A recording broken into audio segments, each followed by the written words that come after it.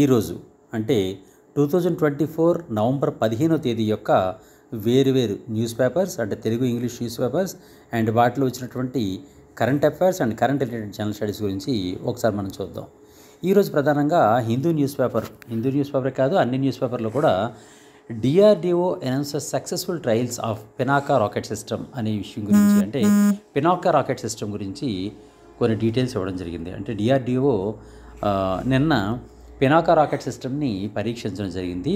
దీని మీద తప్పనిసరిగా భవిష్యత్తులో ప్రశ్న వచ్చే అవకాశం ఉంటుంది. కాబట్టి అవి ఏ విధంగా ఈ అంశం మీద భవిష్యత్ ఎగ్జామ్స్లో కరెంట్ అఫైర్స్లో కానీ కరెంట్ రిలేటెడ్ జనరల్ స్టడీస్లో కానీ ప్రశ్న వచ్చే అవకాశం ఉందో ఒకసారి చూద్దాం. Pinaka multi barrel rocket launcher అంటే MBRL. పినాకా MBRL. ఈ MBRL పినాకా MBRL అంటే అర్థం ఏంటంటే మల్టీ బ్యారెల్ రాకెట్ లాంచర్. ఈ మల్టీ బ్యారెల్ రాకెట్ లాంచర్ నుంచి మనకు కావాల్సినటువంటి రాకెట్ని ప్రయోగించవచ్చు అనమాట. ఆ విధంగా పినాకా మల్టీ బ్యారెల్ రాకెట్ లాంచర్ని ఈరోజు పరీక్షించడం జరిగింది. అయితే అది ఎప్పుడు పరీక్షించారు అని అంటే నవంబర్ 14వ తేదీన, అంటే 2024 నవంబర్ 14వ తేదీన దాన్ని పరీక్షించడం జరిగింది. ఇందుకు ఎవరు పరీక్షించారు? డిఆర్డిఓ సంస్థ. డిఆర్డిఓ అంటే defence research and development organisation. ఈ defence research and development organisation వాళ్ళే భారతదేశంలో వేరు ఆయుధాలని, రక్షణకు సంబంధించినటువంటి ఆయుధాలని అభివృద్ధి పరిచేటటువంటి అత్యున్నత సంస్థ ఏది అంటే డిఆర్డిఓ. ఈ డిఆర్డిఓ చేసినటువంటి ఈ పినాకా MBRL పరీక్ష, ఈరోజు చేసినటువంటి పరీక్ష ప్రకారం పినాకా యొక్క పరిధి ఎంతకు పెరిగిందని ఈరోజు ప్రకటించడం జరిగింది అని అంటే 75 కిలోమీటర్స్, 75 కిలోమీటర్స్కి ఇది తన ఆయుధాలని పంపించేటటువంటి శక్తిని కలిగి వచ్చింది అని పినాకా రాకెట్ సిస్టమ్ కలిగి ఉందని ఈరోజు డిఆర్డిఓ ప్రకటించిందనమాట. అయితే ఈ పినాకా రాకెట్స్ అనేవి చాలా ఈ మధ్యకాలంలో ప్రపంచవ్యాప్తంగా గుర్తింపు పొందుతున్నాయి. ఎందువల్లంటే పినాకా రాకెట్ సిస్టమ్ని మొట్టమొదట ఒక దేశం కొనుగోలు చేసింది. ఆ కొనుగోలు చేసిన దేశం ఏంటంటే అర్మేనియా దేశం వాళ్ళు మన పినాకా రాకెట్ లాంచ్ సిస్టమ్ని కొనుగోలు చేయడం జరిగిందనమాట. అయితే ఈ పినాకా రాకెట్ సిస్టమ్ని మేము కూడా కొంటామని ఒక డెవలప్డ్ కంట్రీ ముందుకు రావడం జరిగింది ఈ మధ్య. అది త్వరలో మన దేశానికి తమ ప్రతినిధులు కూడా పంపిస్తామని ప్రకటన జరిగింది. ఆ దేశం పేరు ఏంటంటే ఫ్రాన్స్ దేశం వాళ్ళు పినాకా సిస్టమ్ని వాళ్ళు కూడా కొంటామని ఈరోజు ప్రకటించడం జరిగింది. అందువలన ఇది మరింత ఇంపార్టెంట్ అనమాట. అయితే ప్రస్తుతం మన భారతదేశం ప్రపంచంలో ఎన్ని దేశాలకి రక్షణ ఉత్పత్తుల్ని పంపిస్తోంది అని అంటే సుమారుగా 75 దేశాలకి. ఇంతకుముందు అంతా కూడా కేవలం దిగుమతి చేసుకోవడం మాత్రమే ఉండేది, అంటే రక్షణ పరికరాలను దిగుమతి చేసుకునేటువంటి దేశంగా మాత్రమే ఉండేది. కానీ ప్రస్తుతం మన భారతదేశం 75 దేశాలకి ఈ మన రక్షణ ఎగుమతుల్ని ఎక్స్పోర్ట్ చేస్తుంది అనమాట. అయితే ఈ పినాకా మల్టీ రాకెట్ లాంచర్ సిస్టమ్ని తయారు చేసినటువంటి సంస్థ ఏది అంటే డిఆర్డిఓ. ఆల్రెడీ మనం చెప్పుకున్నాం కదండి, డిఆర్డిఓ అంటే defence research and development organisation వాళ్ళు. అయితే నార్మల్గా Pinaka multi barrel rocket system యొక్క రేంజ్ ఎంత ఉంటుందంటే 37.5 కిలోమీటర్స్ మాత్రం ఉంటుంది. ప్రజెంట్ అది మినిమం 75 కిలోమీటర్స్ వరకు పెరగడం జరిగిందనమాట. ఇది Pinaka multi barrel rocket launching system గురించి. అయితే పినాకా మల్టీ బ్యారెల్ రాకెట్ సిస్టమ్ని డిఆర్డిఓ అభివృద్ధి చేసింది. కానీ అభివృద్ధి అంటే తయారు చేసినటువంటి సంస్థలు వేరే ఉన్నాయి. ఆ తయారు చేస్తున్నటువంటి సంస్థలు ఏవి అంటే ఒకటి యంత్రా ఇండియా లిమిటెడ్ అనే ఒక సంస్థ, అలాగే టాటా గ్రూప్ సంస్థ అండ్ లార్సెన్ అండ్ టూబ్రో సంస్థ. ఈ 3 సంస్థలు కూడా ప్రస్తుతం పినాకా మల్టీ బ్యారెల్ రాకెట్ సిస్టమ్ని తయారు చేస్తున్నాయి అన్నమాట.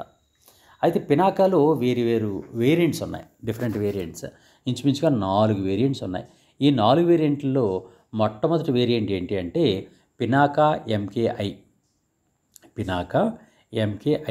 ఈ పినాకా MKI అనేది బేసిక్ మోడల్ అనమాట. ఇది 37.5 కిలోమీటర్స్ రేంజ్ వరకు ఉంటుంది. అలాగే పినాకా MI2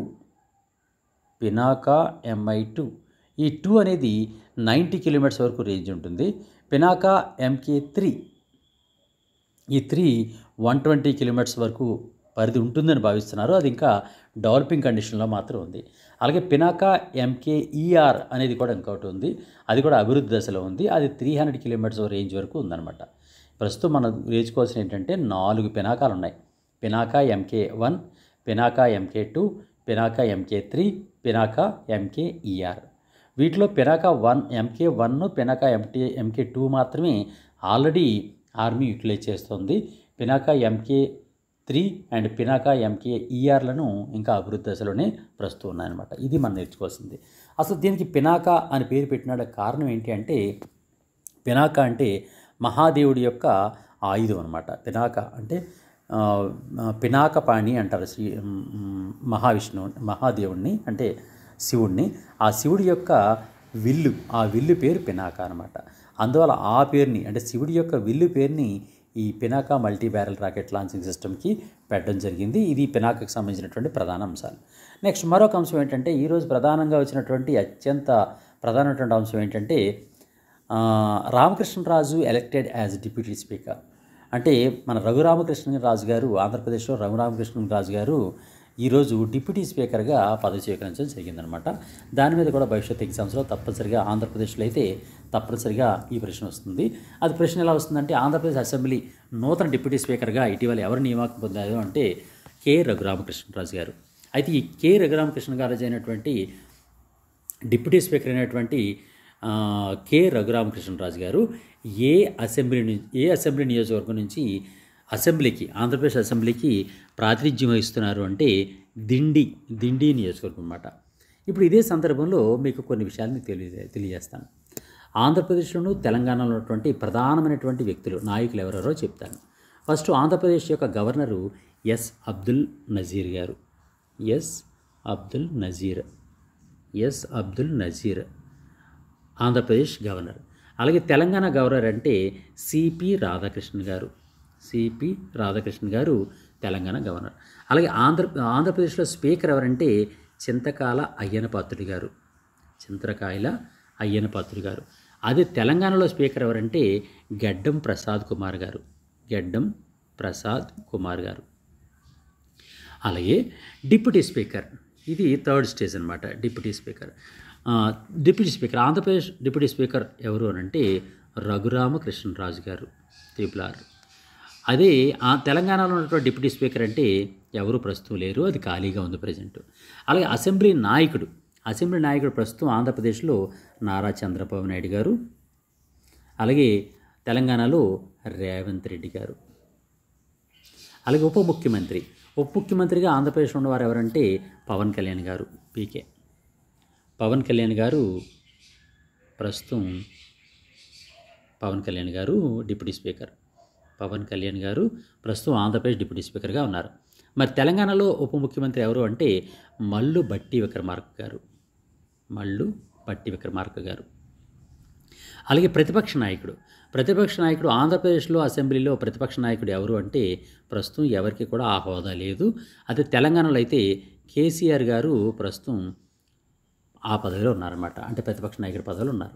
అలాగే ఆంధ్రప్రదేశ్లో చీఫ్ సెక్రటరీ సిఎస్ ఎవరు అంటే నీరబ్ కుమార్ ప్రసాద్ గారు ప్రస్తుతం ఆంధ్రప్రదేశ్ చీఫ్ సెక్రటరీగా ఉన్నారు. తెలంగాణలో ఏ శాంతి కుమారి గారు సిఎస్గా ఉన్నారన్నమాట. ఇది ప్రధానమైనటువంటి వ్యక్తులు, అంటే ఆంధ్రప్రదేశ్లోను తెలంగాణలో ఉన్నటువంటి ప్రధానమైనటువంటి నాయకులు అన్నమాట. ఇది దీనికి సంబంధించినటువంటి ప్రధాన అంశాలు. నెక్స్ట్ మరొక అంశం చూద్దాం. 2 ఏళ్ల గరిష్టానికి ఎగుమతులని మన ఈనాడు న్యూస్ పేపర్లో ఒక ప్రధాన ఆర్టికల్ రావడం జరిగింది. మన భారతదేశం యొక్క వాణిజ్య ఎగుమతులు గత నెలలో 2 ఏళ్ల గరిష్టానికి చేరాయని, 17.25% వృద్ధితో $39.2 బిలియన్ అంటే 3.29 లక్షల కోట్లకు చేరాయని, అలాగే దిగుమతులు 3.9% పెరిగి $66.34 బిలియన్ చేరాయని ఈరోజు ఒక నివేదిక విడుదలైంది. అంతేకాకుండా వాణిజ్య లోటు అనేది $27.14 బిలియన్ నమోదైందని ఈరోజు ఈ నివేదిక తెలియజేసింది. అయితే దీనిలో కొన్ని ప్రధాన అంశాలు మీకు తెలియజేస్తాను. అసలు వాణిజ్య లోటు అంటే అర్థం ఏంటి? వాణిజ్య లోటు అంటే ఒక దేశం అభివృద్ధి చెందుతున్న దేశానికి సాధారణంగా దిగుమతులు ఎక్కువగా ఉంటాయి, ఎగుమతులు తక్కువగా ఉంటాయి. అందువల్ల ఎక్కువగా ఉన్నటువంటి దిగుమతులు నుంచి ఎగుమతులు తీసేస్తే వచ్చేదాన్నే వాణిజ్య లోటు అంటారు.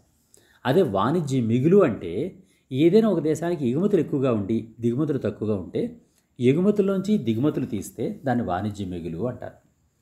అయితే ఇప్పుడు ఈ ఇండియన్ ఎకనామిక్ సర్వే 2023-24 అనేది రీసెంట్ డేటా. ఈ రీసెంట్ డేటా అయినటువంటి 2023-24 ఇండియన్ ఎకనామిక్ సర్వే ప్రకారం భారతదేశం యొక్క ఎగుమతులు 2023-24లో భారతదేశం యొక్క మొత్తం ఎగుమతులు ఎంత ఉన్నాయి అని అంటే 36,19,292 కోట్ల రూపాయలు ఉన్నాయి. ఇవి ఎగుమతులు అంటే ఎక్స్పోర్ట్స్. అలాగే ఇంపోర్ట్స్ దిగుమతులు ఎంత ఉన్నాయి 2023-24 ఆర్థిక సర్వే ప్రకారం దిగుమతులు ఎంత ఉన్నాయంటే 55,92,877 ఇన్ని కోట్ల రూపాయల దిగుమతులు ఉన్నాయి. ఇప్పుడు దిగుమతులు మనకి ఇచ్చాం కదండి. ఈ దిగుమతులకి ఎగుమతులు ఉన్నటువంటి తేడా అంటే ఎక్స్పోర్ట్కి ఇంపోర్ట్కి ఉన్నటువంటి తేడాని మనం వాణిజ్య లోటు అని పిలుస్తున్నాం. ఈ వాణిజ్య లోటు ఎంత ఉంది మన భారతదేశంలో ప్రస్తుతం according to Indian economic survey 2023-24 నేను డేటా చెప్తున్నానండి. ఇది 19,73,585 కోట్ల రూపాయలు ప్రస్తుతం మన భారతదేశం యొక్క వాణిజ్య లోటుగా ఉంది. ఈ మూడు తప్పనిసరిగా మీరు ఎకానమీ పరంగా ఆంధ్రప్రదేశ్లో కానీ తెలంగాణలో కానీ ఎకానమీ పరంగా వచ్చే ప్రశ్నలు తప్పనిసరిగా ఈ విధంగా వస్తాయి. జాగ్రత్తగా మీరు చూసుకోండి. ఇది దీనికి సంబంధించినటువంటి ప్రధాన వార్త. నెక్స్ట్ మరొక అంశం చూద్దాం. ఈరోజు సాధారణంగా 1 సంవత్సరానికి 2 సంవత్సరాలకే ఈ జీడిపి పెరుగుదల రేట్ని ఇస్తూ ఉంటుంది ఏదైనా సంస్థ. కానీ ఈ S&P సంస్థ వచ్చే 3 సంవత్సరాలకు కూడా అంటే ప్రస్తుతం ఇప్పటి నుంచి 2026-27 వరకు భారతదేశం యొక్క ఆర్థిక వృద్ధి రేటు ఎంత ఉండొచ్చు అనే దాని గురించి తన ఎక్స్పెక్టేషన్స్ని ఇవ్వడం జరిగిందనమాట. దాని గురించి కొన్ని అంశాలు మీకు చెప్తాను. అదేంటంటే వచ్చే 3 ఆర్థిక సంవత్సరాలు అంటే 2024-25, 2025-26, 2026-27 ఈ 3 ఆర్థిక సంవత్సరాల్లో కూడా భారతదేశ ఆర్థిక వృద్ధి రేటు ఎంతగా ఉంటుందని ఇటీవల S&P సంస్థ అంచనా వేసింది అనే ప్రశ్న రావచ్చు. అది 6.5 నుంచి 7%. 6.5 నుంచి 7%. నిజానికి 2027 నాటికి $5 లక్షల కోట్ల జీడిపితో ప్రపంచంలో 3వ అతిపెద్ద ఆర్థిక వ్యవస్థగా భారతదేశాన్ని నిలబెట్టాలని ప్రస్తుతం కేంద్ర ప్రభుత్వం నిర్ణయం తీసుకుంది. అంటే అది లక్ష్యంగా పెట్టుకుందన్నమాట. ఒకసారి మళ్ళీ చెప్తాను చూడండి. 2027 నాటికి 2027 నాటికి $5 లక్షల కోట్ల రూపాయలు, $5 లక్షల కోట్ల డాలర్లు, $5 లక్షల కోట్ల డాలర్ల జీడిపిని సాధించి ప్రపంచంలో 3వ అతిపెద్ద ఆర్థిక వ్యవస్థగా భారతదేశం నిలబెట్టాలని ప్రస్తుతం కేంద్ర ప్రభుత్వం భావిస్తుంది. అలా చేయాలి అంటే కనీసం 6.5% వృద్ధి రేటు అవసరం అనమాట. 6.5% జీడిపి వృద్ధి రేటు అవసరం అనమాట. ఇలా చేస్తే 2047 నాటికి అభివృద్ధి చెందిన ఆర్థిక వ్యవస్థగా అభివృద్ధి చెందాలి అంటే రావాలి అంటే ఇప్పటి నుంచి 8-9% వృద్ధి రేటు అవసరం అవుతుంది. జాగ్రత్త వినండి. 2027 నాటికి $5 లక్షల కోట్ల జీడిపి సాధించి ప్రపంచంలో 3వ ఆర్థిక వ్యవస్థగా అభివృద్ధి చెందాలంటే భారతదేశం కనీసం 6.5% వృద్ధి రేటు అవసరం అవుతుంది. అదే 2047 నాటికి భారతదేశం శతాబ్ది దినోత్సవాలు స్వాతంత్ర దినోత్సవాలు జరుపుకునేటటువంటి 2047 నాటికి డెవలప్డ్ కంట్రీగా అభివృద్ధి చెందిన దేశంగా అభివృద్ధి చెందాలి అంటే ప్రస్తుతం ఇప్పటి నుంచి 2047 వరకు భారతదేశం యొక్క వృద్ధి రేటు ఎంతగా ఉండాలి అని అంటే 8-9% వృద్ధి రేటుని సాధించాలన్నమాట. ఇది బేసిక్ ఇన్ఫర్మేషన్. అయితే ఇక్కడ మరొక అంశం మీకు తెలియజేస్తాను. అసలు what is the meaning of GDP అంటే gross domestic product. Gross domestic product అంటే అర్థం ఏంటి? GDP gross domestic product. ఈ గ్రాస్ డొమెస్టిక్ ప్రొడక్ట్ అంటే అర్థం ఏంటంటే ఒక నిర్ణీత కాలంలో ఒక నిర్దిష్ట భౌగోళిక ప్రాంతంలో అంతిమంగా తయారైనటువంటి వస్తువులు మరియు సేవల్ని అప్పటి మార్కెట్ ధరలతో అంచనా వేయగా వచ్చే మొత్తాన్ని జీడిపి అంటారు అని మన పుస్తకంలో చదువుతాం. అసలు దాని అర్థం ఏంటి ఒకసారి చూద్దాం. సాధారణంగా ఒక ఇండియన్ ఎకానమీ లేదా ఏపీ ఎకానమీ చూసుకున్నట్లయితే ఒక రాష్ట్రం కానీ ఒక దేశం కానీ దానిలో 3 సెక్టార్స్ ఉంటాయి. Primary sector, secondary sector, third sector. ఈ ఫస్ట్ సెక్టార్ అయినటువంటి ప్రైమరీ సెక్టార్లో వ్యవసాయ రంగం ఉంటుంది. సెకండరీ సెక్టార్లో పారిశ్రామిక రంగం ఉంటుంది. టెర్షియరీ సెక్టర్ అంటే థర్డ్ సెక్టార్లో 3వ సెక్టర్ని సర్వీసెస్ సెక్టర్ అంటారు. సర్వీసెస్ విభాగం అన్నమాట. ఈ 3 నుంచి వచ్చినటువంటి అంటే ప్రైమరీ సెక్టర్ వ్యవసాయ రంగం నుంచి వచ్చినటువంటి ఉత్పత్తుల్ని, పారిశ్రామిక రంగం నుంచి వచ్చినటువంటి ఉత్పత్తుల్ని, సేవల రంగం నుంచి వచ్చినటువంటి సేవల్ని మొత్తాన్ని మార్కెట్ వాల్యూతో అంచనా వేసి ఒక సంవత్సర కాలంతో లెక్క పెడితే దాన్ని జీడిపి అని అంటారు అనమాట. దాన్ని గ్రాస్ డొమెస్టిక్ ప్రొడక్ట్ అంటారు. ఈ గ్రాస్ డొమెస్టిక్ ప్రొడక్ట్ని ఆ దేశం యొక్క జనాభాతో భాగిస్తే, అంటే ఆ జీడిపి బై ఆ దేశ జనాభా చూస్తే ఆ దేశం యొక్క లేదా ఆ ప్రాంతం యొక్క తలసరి ఆదాయం వస్తుంది. అంటే పెర్ క్యాపిటా ఇన్కమ్ వస్తుంది అనమాట. ఇది ఈ విధంగా ఈ ఎకానమీకి సంబంధించినటువంటి కనీసం మినిమం ఇన్ఫర్మేషన్ అనేది తప్పనిసరిగా తెలుసుకున్న తర్వాతే మనకి పేపర్లో ఉన్నటువంటి ఇష్యూస్ ఈజీగా అర్థమవుతాయి. ఇంతవరకు చాలామందికి తెలిసిపోతుంది. అయితే ప్రస్తుతం మన జీడిపి ఎంత ఉంది, ఇది మనం తెలుసుకోవాల్సిన పాయింట్ అనమాట.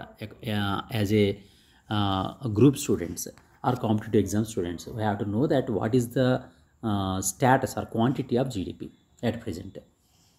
ప్రస్తుతం భారతదేశంలో ఉన్నటువంటి అంచనాలు 2023 అంచనాలు ఉన్నాయండి. లాస్ట్ ఇయర్ అంచనాలు 2023 అంచనాల ప్రకారం